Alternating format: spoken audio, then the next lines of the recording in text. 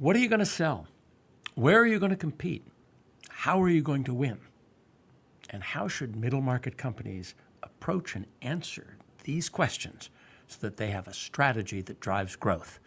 That's what we'll discuss on the next episode of The Market That Moves America.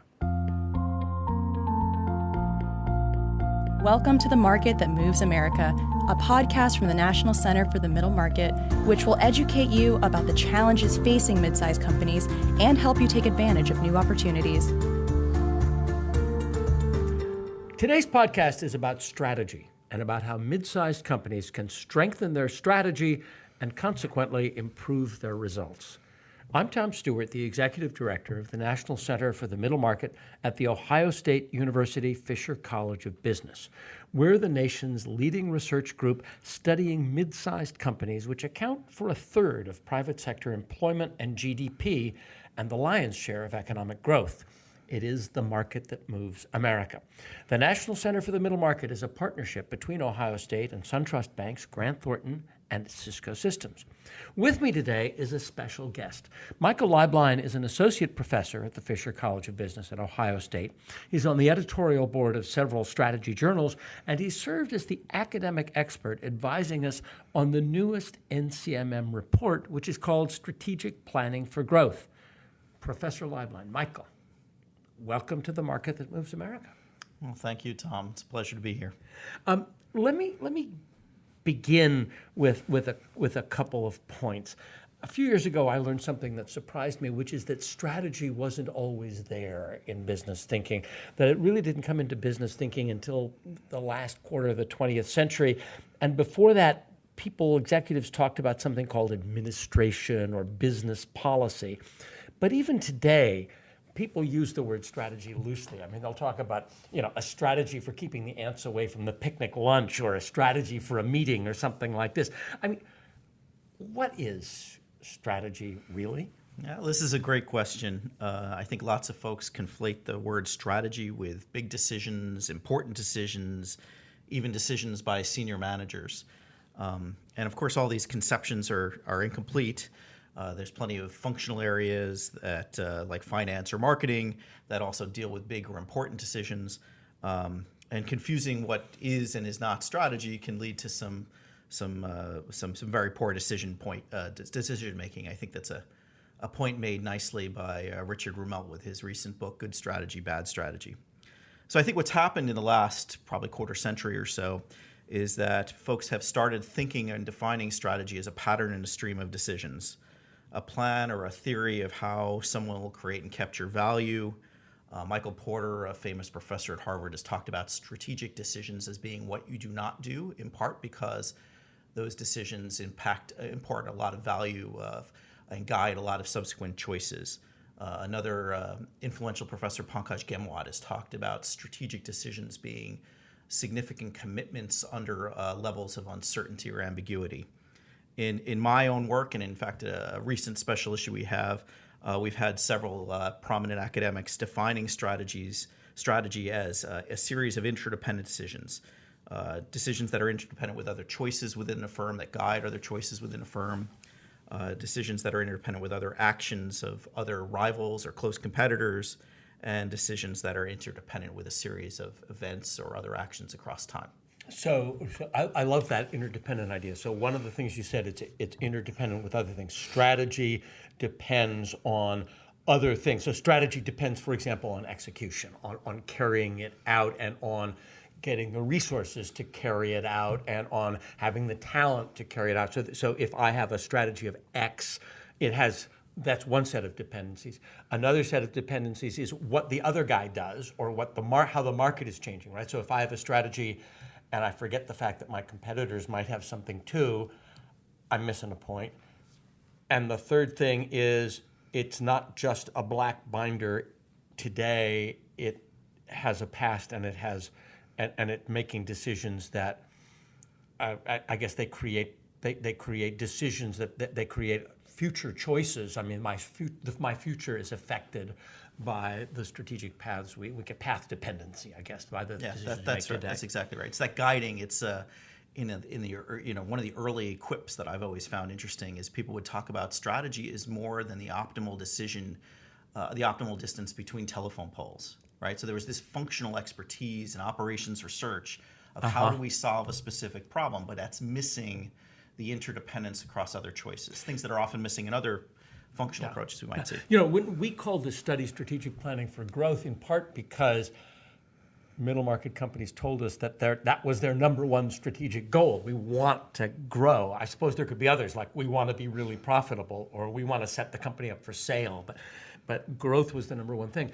And some work we did in our DNA of middle market growth study last year showed that, at the beginning in the summer of 2018, showed that more than 14%, one in every $7 of middle market company growth could be attributed to its strategy and its strategy processes. Does that surprise you? That's a big amount of money. After 30 or 40 years of my career, I guess I'm thankfully not surprised by that. You mean your job matters, my right? job matters. You've got a reason for being. I think fortunately there is some data to back that up. There's some a series of empirical studies in the early stages of the strategy field tried to think about how much of it was various measures of accounting and economic performance were attributed to different types of choices or different types of decisions. And in general, I think this work has found that maybe business or industry effects are accounting for 15 to 25 or so % of profitability. Business level choices, resource allocation, organization choices are accounting for somewhere between 35 and 45% of performance differences. Corporate choices have a lot of variance, but probably on average 10 to 15% corporate differences. choices like corporate scope or things that would probably be outside of a lot of the interest in the middle market, because I tend to think most of these firms are more focused in a single industry or maybe thinking about vertically integrating across activities. Am I a conglomerate? What industries do I compete in? Right? How global am I? Yeah, thank you. Right, that's right. Product diversification, geographic diversification.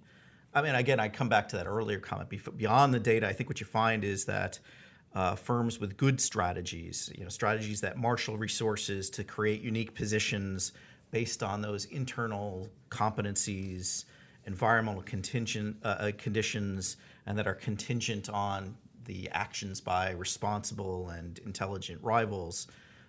Those firms run experiments, more effective experiments, and more effectively run experiments than firms that do not have a strategy or seem to have a poorer or less well-defined conception of what strategy is. Pick up on the word experiments. One of the things that I'm struck by as a difference perhaps between large companies and mid-sized companies is that it seems to me that large companies run a lot more experiments and then leave a lot more of them on the shelf. They have pilot projects and, that's interesting, and then nothing happens with them, whereas mid-sized companies maybe have fewer experiments but are more likely to say, aha, I like that, and go and act. Does that square with what you've seen? Yeah, I think that's fair. I think there also is, what do we mean? You're appropriately asking me, what do I mean by the word experiment? And I think those could be informal thought experiments or actual experiments. So it can range from a what if to a let's actually do a prototype. That's right. So I can think of, so I think that there is a problem formulation phase that you'd see in, as a consultant, I would see a lot of times in my, academic consulting with other companies or my academic work. We see, thinking about what the problem is, and the firms with well-defined strategies are better able to conceive of alternatives to frame problems as more or less strategic, to understand whether a problem is more or less strategic, to frame it appropriately, to think about alternative solutions from multiple vantage points, and then to either go through the conceptual what if, or, in some sense, some firms are rigorously running some A/B testing or more sophisticated testing of what they think were the likely outcomes. So you've actually raised a question that's sort of an intriguing question to me. I think every company sits, executive team sits and thinks, what are we missing? What we could be better. What would it take to be better? And I'm wondering if you could.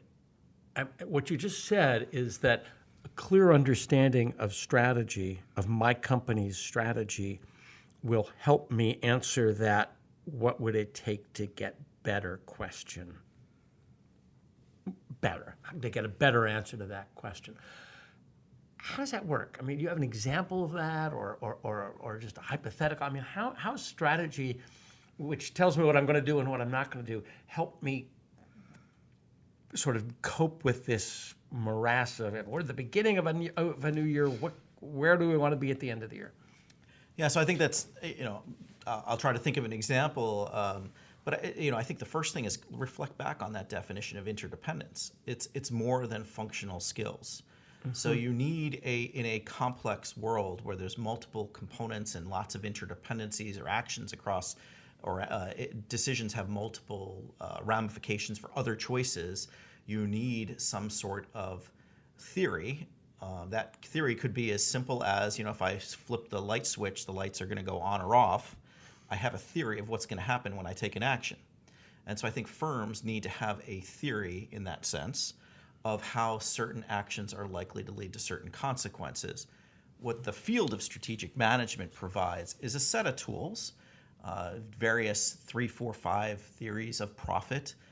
There's a nice book out actually by the consultants from BCG. Martin Reeves has a nice book, Your Strategy Needs a Strategy.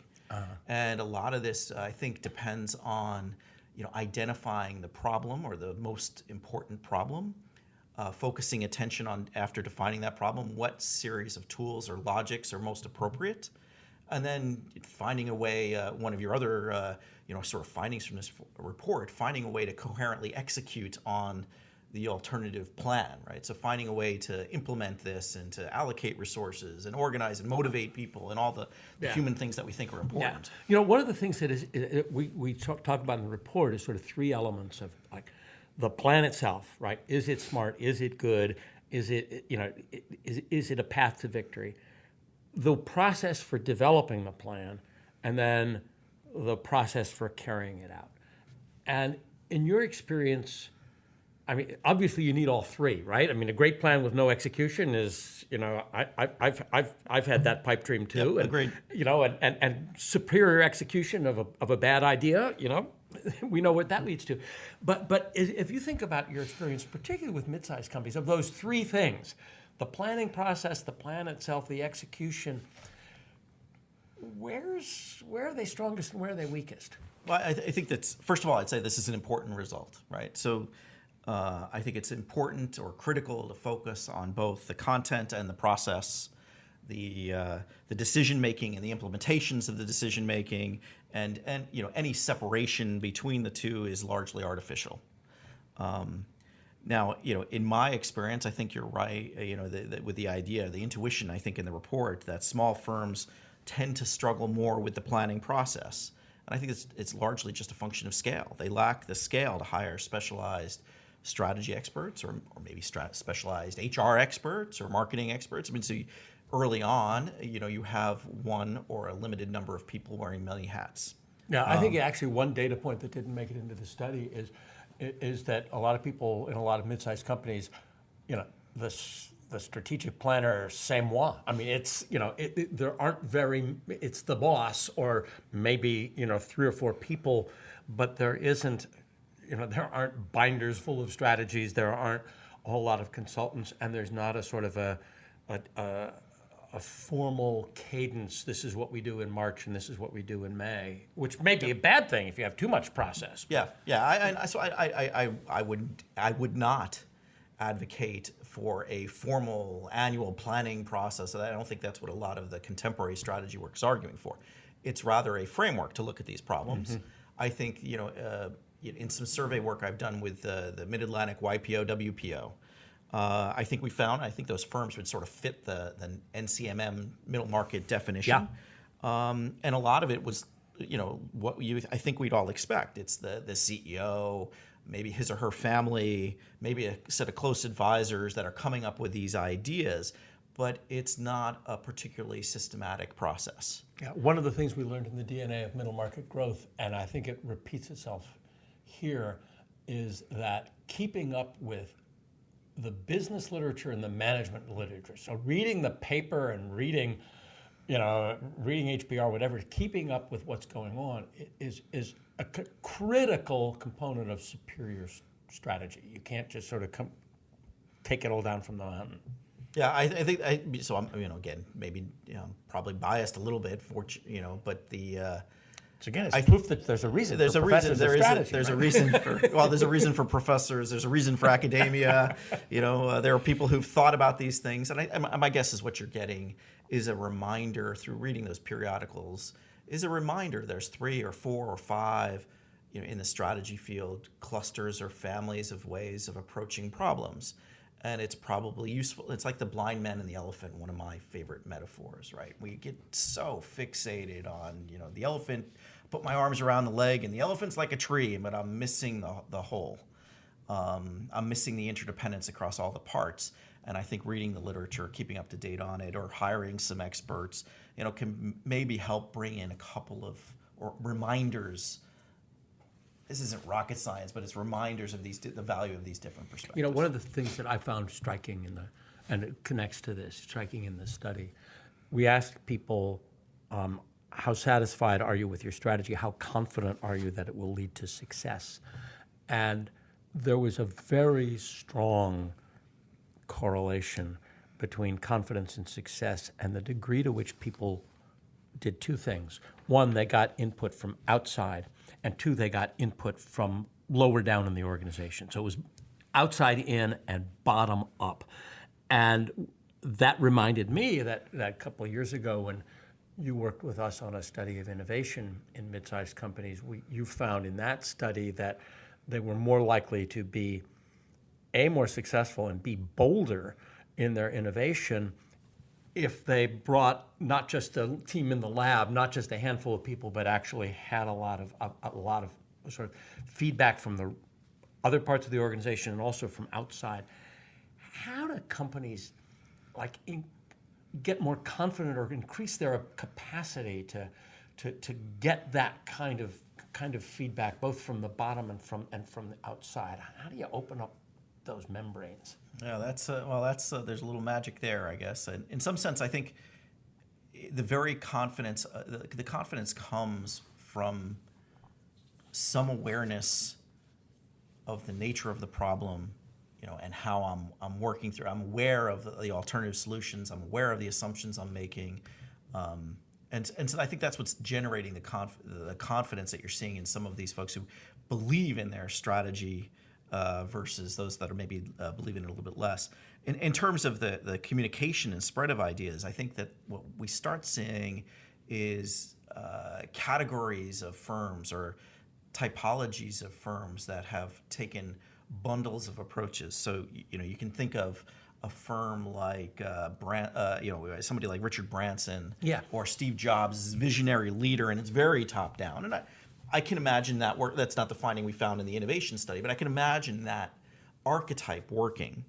I think you find companies. And though I bet that each of those actually is less Moses on the mountain than you realize. And actually, I think that there's a quote that Steve Jobs said, that there's a quote that only half of which is repeated, and I cannot remember it, but it's like, you want to ask me where technology is going, I'll tell you. But then he also says, but by the way, you listen a lot too. Yeah. But you have the visionaries. You have these crazy Richard Branson, Steve Jobs. You have the Branson type. You have the Jobs types. I think you have firms that run really. I call them these firms that are running a marketplace for ideas. I'm thinking of 3M or Google, where individuals, everyone is charged with creating and sharing ideas, and there are processes in place to collect and select amongst those ideas. And so rather than talk around a water cooler, there's a process. So rather than informal, it's formal. And I have confidence, to come back to your point, because I know I have the process in place and it's been thought out. And sometimes like Google and even 3M, they have even internal markets where you can bet and vote on ideas. And so that's right. That's the market. Yeah. So we've got the guru whom we hope is an informed an informed guru. Then we have the marketplace of ideas where things are bet on, in a sense, by That's people. right. So you could actually, in that marketplace for ideas, we could be internal. It could be, you think of the work that's doing the folks that are doing crowdsourcing or open innovation processes, and these are processes to involve more and more disparate. Crowdfunding, likewise, for capital markets. Yeah, like here's my entrepreneurial idea. If it's fun, it's Shark Tank, man. Yep, I mean, that's right? right. That's right. That's right. Yeah. Exactly. I mean, Yeah. so I think the point being, we could think about these, whether it's visionary leader, it's market for ideas, whether it's some sort of crowdsourcing or Kickstarter or open innovation process, whether it's even a portfolio of ideas that you might see in a Battelle or a Siemens, where there's a rigorous process to run experiments, or think of the value to the portfolio, or think of even the optionality value of these things. I think the confidence comes from having a well thought through process. This is the process we follow. Right. And so that third might be, that's probably not, you talked about portfolio theory, but there's also sort of a fourth, which might be a bureaucratic process. Yeah, You might have put these things together. This is the way in which we do it, and we follow it through a hierarchy, and it goes up, and we all go to the offsite, and we come back down. So you could have those four sort of different models, and I think part of the point is have one. Have one, yes. And probably don't have three. That is correct, right? Because there's inconsistencies across. This comes just reflecting back on our interdependence word. There's inconsistencies in what you're assuming regarding the source of information, the selection of the information, the implementation of the information across those three or four. And part of this is legitimacy, right? Yeah. So if I've got Steve Jobs or Richard Branson, it's legitimate because the guru says so. If I've got a marketplace for ideas, it's legitimate because the market said so. If I've got optionality, it's legitimate because of the financial system says so. Yeah. And therefore, that legitimacy is an important part of execution, right? Because if I think it's legitimate, I'm going to sign up to do my bit to carry it out. And if I don't, hey, I might go my own way. And that's where you get these strategy execution failures, where the organization just sort of... It's not aligned, doesn't believe. It either passively resists or it goes off in all kinds of different directions. And so legitimacy and a legitimate process creates a culture for execution. Yeah, I think a legitimate process. Yeah, that makes sense. That's kind of cool. I like that kind of cool. All right, one more thing. We're just about out of time, but I think one of the findings in this study is I think a lot of executives would give themselves and give their companies a B on strategy. The plan's pretty good. The plan's good. Yeah, the process is good. Yeah, we execute it pretty well. It's a B. And maybe there's some C minuses in there, but what's the difference between a B and an A? Yeah, to me, I may be reflecting on some of this. A lot of this is in the problem formulation process, and then the implementation process, or the decision process and the implementation process. It's reflecting on your three stages.